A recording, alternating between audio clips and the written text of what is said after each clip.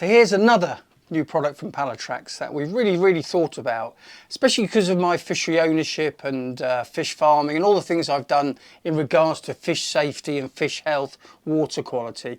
As you'll probably recognise, that's the smallest bag I could buy locally. This is what we use or have used historically for our surface fishing, or a lot of people use this for surface fishing. The clue kind of gives it away as a fishery owner to me. Should we really be putting this in, and the amounts we put in, just because it floats? It's obviously designed for something, well, dog, you know, four-legged furry thing, not a slimy, scaly, finny thing. So that's where my problem comes in, and that's why now I've got my new fishery, I banned surface fishing with anything like this. And so that really sent me down that path of, I still want to have something that is fantastic for surface fishing, but also fantastic for me as an angler because of the quality of the ingredients. I bang on about it. If you've seen any of my previous YouTube stuff, it's all about the ingredients. So why don't I go to a market which is all about carp?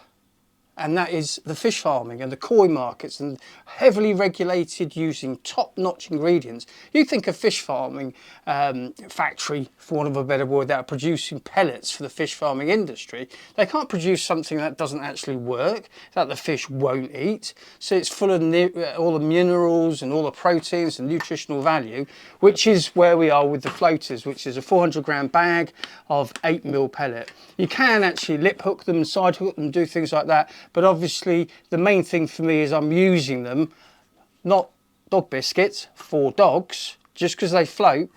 I'm using obviously a highly regulated, ingredient packed, the real deal for carp on the surface. And I'd say it's all so well regulated. You can still do exactly the same thing. You can still flavour them. You can do all kinds of different things. At the end of the day though, this is designed for carp. This is designed for dogs. It's down to you, it's down to individual fishery owners, but an awful lot of this is going into waters. Should it be? You know, that's a question that I would ask everybody. Or would you prefer to put something in that's going to be more effective for you as an angler, because it's actually designed to attract carp to go and munch on it? This isn't. They do it out of instinct, one thing or another. This is the real, well, say it's just a high quality pellet, floating pellet that really does expand. It's full of nutritional value, full of all these attractors that actually bring fish to and on the feed. So that's where I am. No to this, yes to this, or any other floating pellet you can find that's specifically designed for carp and not for any other animal whatsoever. So obviously, as I say, they both float. Dog biscuits float, but they're for dogs. Carp pellet for carp. Both float.